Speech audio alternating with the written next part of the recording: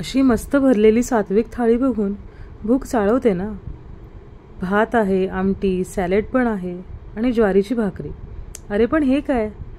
माझी नावडती भेंडीची भाजी। सांगायचं झालं तर भेंडीची भाजी मला तितकीशी आवडत नाही, त्याच्यामुळे व्हेरिएशन्स ट्राय करत असते आणि अशा प्रकारे भाजी केल्यानंतर खरं सांगू तर मला खूप आवडली। तुम्हाला सुद्धा सांगते मी साहित्य आणि कृती। तर या ठिकाणी मी भेंडी घेतली आहे आणि जरा मोठीच चिरून घेतली आहे। धुवून आधीच घ्यायची, दोन्ही साईडच्या कडा काढून घेतल्यात। अशी मोठी भेंडी चिरली तर चिकटपणा कमी होतो आणि लवकर शिजते। आणि आजची जी भाजी आपण करणार आहोत त्याच्यासाठी जास्त भेंडी चिकट असून सुद्धा उपयोग नाही, कारण सुकी करायची भाजी। तर या ठिकाणी भेंडी कापून घेतली मी व्यवस्थित आणि एक मोठा कांदा बारीक चिरून घेतलेला आहे तो यात घालून घेते। तर इथे उभा चिरून कांदा घातला तरी सुद्धा चालेल, पण कांद्याचं प्रमाण जास्त ठेवलं तर बरं होईल। इथे बेसन घेतलंय मी 1.5 चमचा आणि भाजलेल्या शेंगदाण्याचा कूट घेतलाय। जरासा माझ्याकडून बारीक झालाय, थोडासा दरदरीत राहिला तर अजून छान। हे दोन्ही यामध्ये मिक्स करून घ्यायचं आहे। शेंगदाण्याच्या कुटामुळे भाजीला चव खूप छान येते आणि बेसनमुळे जो मसाला आहे तो भेंडीला व्यवस्थित चिकटून सुद्धा राहतो, म्हणजे एक बाइंडिंग एजंट आहे ते। इथे आलं, लसूण आणि कोथिंबीरीची पेस्ट घेतली मी, एक मोठा चमचा घालून घेते। या ठिकाणी मिरचीचा तिखटपणा आवडत असेल तर मिरची घातली तरी चालेल आणि फक्त आलं आणि मिरची आणि कोथिंबीर यांचं सुद्धा वाटण घालून चालेल। बेसिक स्पायसेसमध्ये हळद घेतली, लाल तिखट, गरम मसाला घेतलाय, चाट मसाला घेतलाय आणि चाट मसाला आहे म्हणून मिठाचं प्रमाण बेतानेच घ्यायचं आहे। याऐवजी आमचूर पावडर किंवा अनारदाना पावडर सुद्धा घेऊन चालेल आणि अर्धा चमचा धणेजिरे पावडर। हे सर्व मसाले आपण भेंडीला व्यवस्थित लावून घ्यायचे आहेत। तर भेंडी ही जात्यात चिकट असते, त्याच्यामुळे थोडा आंबटपणाचं त्याला जर टच दिला तर चिकटपणा कमी होतो। यामुळे मी इथे कोकमाचा आगळ वापरते, अर्धा छोटा चमचा। याऐवजी तुम्ही लिंबूसुद्धा पिळून वापरू शकता। हे सर्व मिक्स करायचं आणि बाजूला ठेवून द्यायचं आहे। अगदी मुरवत वगैरे ठेवायची काही गरज नाही, पण तोपर्यंत आपण बाकीच्या फोडणीची तयारी करूयात। तर यासाठी मी इथे एका नॉनस्टिक पॅनमध्ये तेल गरम करून घेते। तुम्ही नॉनस्टिक पॅन वापरत नसाल तर भाजी मात्र सारखी ढवळत राहायला लागेल।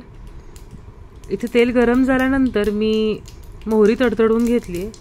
मोहरी व्यवस्थित तडतडली की यामध्ये थोडंसं जिरंसुद्धा घालून घ्यायचं आहे आणि जिरंसुद्धा व्यवस्थित तडतडलं की यामध्ये थोडंसं हिंग घालून घ्यायचं आहे। तर हिंग नक्की घाला, याच्यामुळे चव खूप छान येते। आता यामध्ये आपण जी भाजी सर्व मसाले लावून बाजूला ठेवली होती ती भाजी याच्यामध्ये भेंडीची घालून घ्यायची आहे। तर ही भाजी शिजवण्यासाठी सुद्धा एक वेगळी पद्धत आहे। तर खूप वेळेला शेंगदाण्याचं कूट वगैरे टाकलेली जी भाजी आहे ना ती सुकी खायला खूप छान लागते, त्याच्यामुळे ही भाजी आधी आपल्याला तेलावर व्यवस्थित परतून घ्यायची आहे। तर एक 2 ते 3 मिनिट किंवा एखाद्या वेळेस 5 मिनिटं सुद्धा चालेल, अशीच आपण झाकण न ठेवता तेलावर परतून घ्यायची।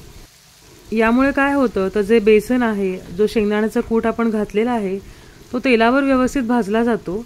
त्याच्यामुळे झाकण ठेवल्यानंतर जे पाणी सुटतं किंवा वाफ सुटतं याच्यामुळे ग्रेव्हीसारखं टेक्स्चर येतं ना, तसं याला येत नाही। भेंडीची भाजी शक्यतो आमच्याकडे झाकण न ठेवता शिजवली जाते, पण इथे मसाल्याचं प्रमाण सुद्धा बऱ्यापैकी आहे, त्याच्यामुळे भेंडी लगेच शिजली जात नाही, कारण डायरेक्ट आगीशी किंवा गरम तव्याशी त्याचा संपर्क येत नाहीये। त्याच्यामुळे भेंडी शिजण्यासाठी झाकण ठेवायला लागतं। तर एक 2 ते 3 मिनिटं परतून झाल्यानंतर तुम्ही इथे बघू शकता की भेंडी जी आहे, जो मसाला आहे भेंडीचा तो व्यवस्थित तेल सुटलेला आहे आणि फळफळीत झालेला आहे। आता या ठिकाणी असं एक बंद झाकण ठेवून द्यायचं, पाणी वगैरे ठेवण्यासाठी अजिबात गरज नाहीये, नुसतं झाकण ठेवून द्यायचं आहे आणि एक 2 ते 3 मिनिटाची व्यवस्थित एक वाफ आणायची।